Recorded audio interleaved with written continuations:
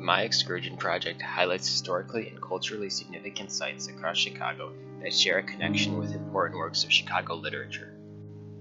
To start off, the National Museum of Mexican Art, located at 1852 West 19th Street, features a collection of works from various Mexican artists that depict the history of Mexico as well as the history of immigrants from Mexico to the United States.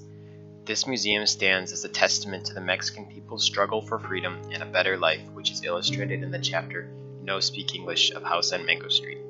In the chapter, a woman and her baby move to Chicago from Mexico, but she refuses to integrate and learn English. This is contrasted by the museum's depiction of Mexican immigrants and their will to establish themselves in this new country while not losing their sense of cultural identity. Next, the Lorraine Hansberry House, located at 6140 Rhodes Avenue, is the original residence of Lorraine Hansberry, author of A Raisin in the Sun. This building is historically significant because it served as the inspiration for the play, because it was purchased in 1937 by her father, Carl Hansberry, despite it being subject to racially segregated housing policies. Ignoring these unjust real estate practices, he moved his family into the house anyway, which culminated in a 3-year battle in court, which aided in the fight for equal housing laws in the U.S. Following, the Polonia Triangle, located in West Town, is considered to be the center of Chicago's Polish downtown, an important landmark for Polish Americans living abroad, as it stands as a representation of their impact on the city. This site connects well with my free choice novel, The Coast of Chicago, which partially focuses on a young Polish American boy and the time he spends with his delusional grandfather.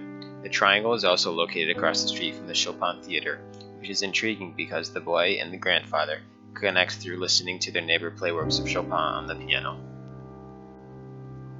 Up next, the Harold Washington Library Center, located at 400 South State Street, is the largest library in Chicago and serves as the center of the public library system. This massive building evokes the power and passion of books that is mentioned in the chapter Edna's Ruthie of House on Mango Street.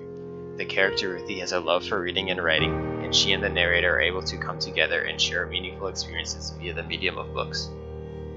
The Bronzeville neighborhood, located in the Douglas and Grand Boulevard community areas of the South Side, contained a high concentration of African American settlers who moved to Chicago from the South during the Great Migration. Considered to be the heart of the black populace of Chicago, this historical neighborhood is where the struggle for racial equality in Chicago, written about in Native Son, was born. The Richard J. Daley Center, situated on Randolph and Washington, is the premier civic center of Chicago, named after Mayor Richard J. Daley. It stands as a testament to Daley's influence over Chicago's advances and development during the 20th century. This connects with the controversial work of nonfiction Boss by Mike Royko, which exposed the infringements of justice which took place when Daley was mayor. Hilson, a mostly Mexican neighborhood, first built up by Czech immigrants, reflects the rapid change in Chicago's demographic spectrum because of its current gentrification. Similar to Clybourne Park, the neighborhood was predominantly white and then settled by a minority group and is currently undergoing a rebirth in investment, mainly from wealthier white buyers. Also like Clybourne Park, it has established its own identity with new traditional architecture, which is under the threat of disappearing because of renovation and demolition. The Fulton Market District, formerly the largest sector of the city's once dominant meatpacking industry, provides a backdrop for the highly influential novel The Jungle, which essentially revolutionized the safety and health standards of these meatpacking facilities. The Art Institute of Chicago, located at 111 South Michigan Avenue, is the premier art museum of Chicago, as well as one of the largest and oldest institutions of its kind in the U.S. Its literary significance is connected to the novel The Coast of Chicago, in that one of the characters returns often to the museum and finds himself wandering around almost aimlessly, searching for a deeper purpose in his life. Finally, Goose Island, an artificial island on the Chicago River, was known for its heavy industrialization from coal yards and the railroad during the late 19th century.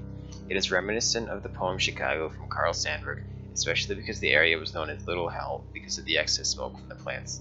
A little memory from Chicago's rough past, it tells of a time when immigrants defined the city by enduring the sweat and hard labor to build up the city as it is today.